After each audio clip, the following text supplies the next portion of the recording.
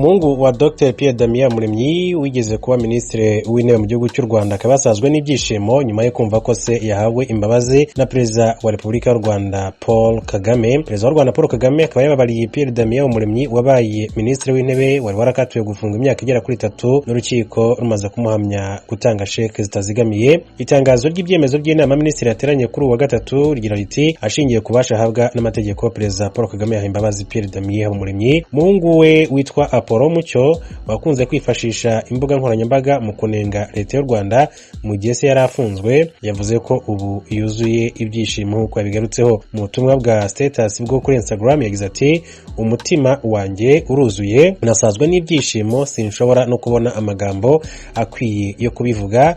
Yavuze ko ashima iki kimenyetso gikomeye cyane, yongera ati ndashima Imana ko muri ibi byose urukundo mfitiye igihugu cyanjye rutigeze ruhinduka. Dr Pierre Damien Muremyi y'imyaka 60 yarafungiye muri gereza y'Amageragere i Kigali mu kwezi kwa 10/2020. Umucamanza yari yamukatiye icyo gifungo hamwe no kuriha ihazabu y'amafaranga y'u Rwanda miliyoni 892 z'amafaranga y'u Rwanda. Hari nyuma yo guhamywa icyaha cyo gutanga sheke zitazigamiwe zijyanye na kaminuza yashinze ya Christian University of Rwanda, ubu nayo yafunzwe. We yari yaraburanye avuga ko sheke yatanze zari iz'ingwate ngo kuko abo yazihaye bose hari amafaranga make bagiye bishyurwa hanyuma bagahabwa na sheke. Kuri uyu wa kane igitangazamakuru cy'igihugu cyatangaje ko amafaranga n'iyihazabu iyo agumaho kandi ko imitungo ye ikomeza gufatirwa kugeza yishyuye abo abereyemo amafaranga.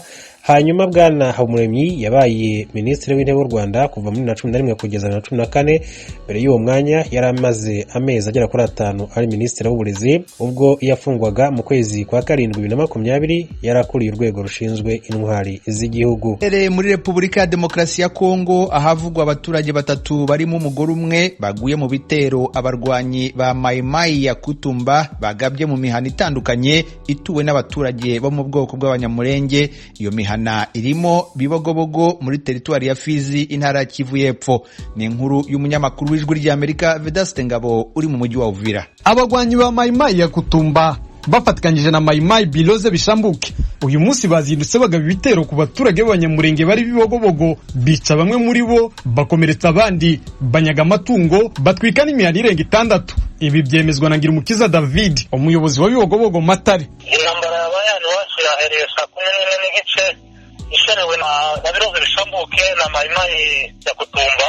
Baraza bateye umwana wa Magunga ya mbere baramutwika bisha abaturage, baratambuka baja muri Magunga ya kabiri barayitwika bisha abaturage na Muhebwa barayitwika ubu batwitse Kavumu ndetse binjiye no muri Kabara. Ayo mihanda yose irahiye, batwaye inka n'inka zo ku Kavumu, batwaye inka zirenga 200. Abantu bapfuye bamaze gupfa, abantu bamaze kuba 4 bakomeretsa abandi bagera kuri 4. Bamwe mu baturage bavuka mu Bibogobogo bavuganye n'Ijwi ry'Amerika bavuga yuko mu gitondo batabaje inzego zitandukanye zirimo igisirikare cya Kongo na MONUSCO ariko zikaba zitarabatabara. Ruhanga Alexi numwe muri bo. Tukimenya amakuru mu gitondo kare twahise twihutira kumenyesha inzego za gisirikare yaba regiment militaire iri Baraka ndetse ugeza kuri secteur hano Uvira. Ndetse byaje kuba ngombwa ko tugerayo tubonana n'umukuru wa gisirikare ari we general uyoboye ingabo, tugerageza kumusobanurira ikibazo uko kimeze n'akarere uko gateye.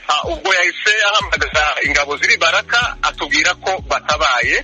Ikibabaje nuko kugeza ubu ngubu aya masaha turi kuvugana nta musirikare n'umwe urarenga mu Bibogobogo. Ubutabazi batwijeje kuva mu gitondo ari abasirikare bavuze bari gutabara bava Baraka ndetse n'abandi ngo bari kuva Rusenda, nta musirikare n'umwe urarenga mu Bibogobogo. Aka karere gatewe nyuma y'ibyumweru 3 abaturage barimo na societe civile y'Ibaraka bari bamaze iminsi basaba igisirikare cya Kongo kohereza abasirikare muri ibyo bice kuko bari basanzwe bakorera bari mimuriwe ahandi ariko ntibasimbuzwa nk'uko yabidusobanuriye David Ngirumukiza, umuyobozi wa Bibogobogo Matare. Abasirikare bagiye hari regiment ya Colonel David imaze kugenda hasi ndi ko mu regiment y'aga Kamanyu imaze gushika tojepo gusabisha ko madreza batayo ikaza kuri Mugono ku mugorore kwa Mato mu Kavumu kuko nozari ziri izo position z'abasirikare ariko ntibaduheza. Izo mpamvu azoyi haje ijari hari abasirikare niho yahereye gutera no bica abantu abantu abaturage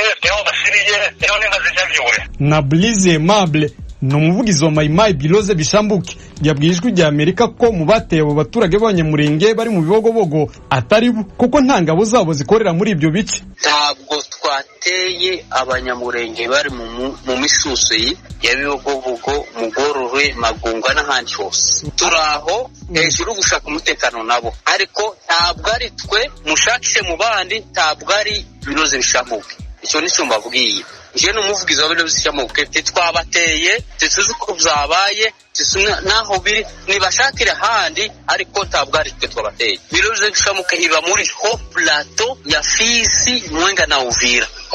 Aho handi hose nzahiba. Twagerageje kuvugisha abayobozi b'umutwe wa Maimai ya Kutumba nawe ushinjwa mu majwi yo kugaba ibitero kuri aba baturage. Telefone yabo ngendanwa ntiyanyuramo. Hashize imyaka igera kuri 3 abaturage b'abanyamurenge batuye mu misozi miremire ya Fizi, Uvira na Mwenga bavuga yuko imihana yabo itegwa, bakicwa, amatungo yabo bakanyagwa n'imitwe y'abamayimayi na Red Tabara. Batabaza ingabo za Kongo ntizibatabare. Vedaste Ngabo ku bwaragijwe rya Amerika, Uvira mu ntara Kivu y'Epfo. Mukomeje gutega amatwi radio Ijwi rya Amerika ivugira i Washington DC mu Kirundi no mu Kinyarwanda. Mu Burundi kuri uyu wa gatatu bibutse imyaka 60 ishize igikomangoma Louis Rwagasore yishwe. Uyu ni nawe waharaniye ubwigenge bw'u Burundi. Ishyaka Iprona yatangije rirasaba ko Ubirigi busaba imbabazi nk'uko rwabikoze kuri Repubulika ya Demokarasi ya Kongo muri dosiye ya Patrice Lumumba.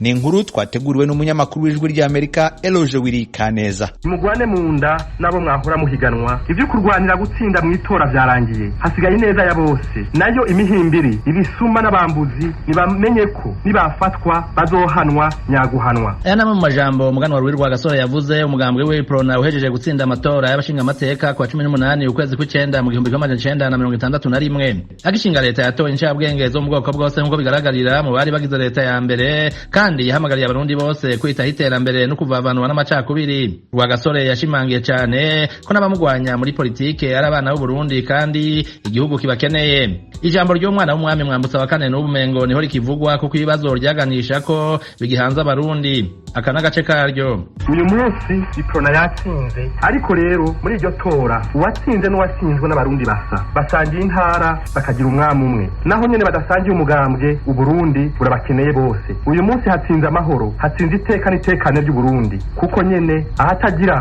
ubukuru nyabwo hatagira iteka ntihagire n'itekane. Igitsinze uyu munsi kandi ni demokarasi y'ukuri. Namwe murazi ko ico abarundi bifuza ari ubutungane bw'ukuri. Nshaka ko leta yoba umuvyeyi ahumuriza bose akabakingira. Kuri uyu wa gatatu w'ibirori nyamukuru byo kumwibuka vyabereye ku mugwa mukuru w'ubutunzi Bujumbura, vyatewe iteka n'umukuru w'igihugu Evariste Ndayishimiye aherekejwe n'umutambukanyi wiwe n'abandi bubahwa batari bake. Imbere yo kuja gushira ingori z'amashurwe ku ntatemwa ya Rwagasore ku musozi wa Vugizo, babanje kumva inkuka ya misa yasomwa na Padiri Felix Fupi kuri Katedrale Regina Mundi. Yavuze ko ahantu hatagira umwidegemvyo nk'uwo Rwagasore yari afise atamahoro aramahashoboka, yinginga abategetsi kwirinda abahanuzi b'ibinyoma n'indyarya. Kwemera ukemanga iciza cyakozwe, iyo ni intambwe idasanzwe y'ubutungane. Mugabo kandi ikintu kitari ico kuronka umwidegemvyo n'inguvu zo kuvuga tuti kijya naco sico, iki kintu gikosora.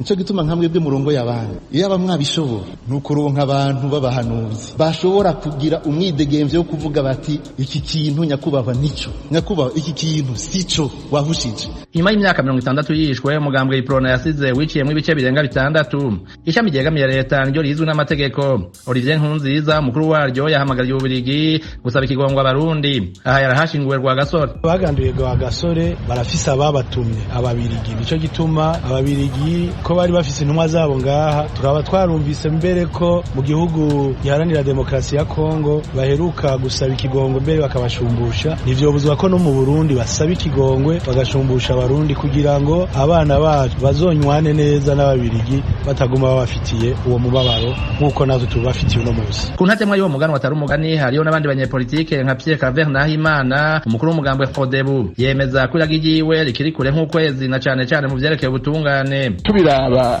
muri kino gihe n'umukuru w'igihugu yama bivuga akavuga yuko ubutungane bucumbagira cane gose mu mugambwe Sanya Frodebu. Ivyo natwe turabibona, duhanura duhereye ku bategetsi batere agatima mpembero ico kibazo cy'ubutungane yasize atubwiye tumenye ko ari inkoramutima ku gihugu cacu. Ibarabihuriza ko Natasien Sibomana mudasigana ari mu ndongozi za Iprona zarimwe mu mashami atemewe na leta. Nk'abantu bicwa canke bakanyuruzwa, dufashe imyaka nk'ibiri heze n'abantu bashika ku 294, abapfungirwa ubusa bararenga 396. Ikindi muri ibi vy'ukungana no kudakumirwa mu migambwe harimo bose ubwoko bwose n'ibitsina byose birimo bashaka, mugabo iyo hageze gutanga amabanga, gushinga amabanga banabariya siko bimeze. Kassim Abdul nawe arongoye umugambwe w'IPD zigamibanga hanura abegwa n'ibibazo by'igihugu kwicarana kugirira kijyarwa gasore rihabuzwe. Uko niko yabigijwe rya Amerika. Abarundi bo kwicara hamwe na cyane abarongoye igihugu, abanyepolitike bakicara bakaraba neza ingene igira ryagwa gasore twese tworikurikira.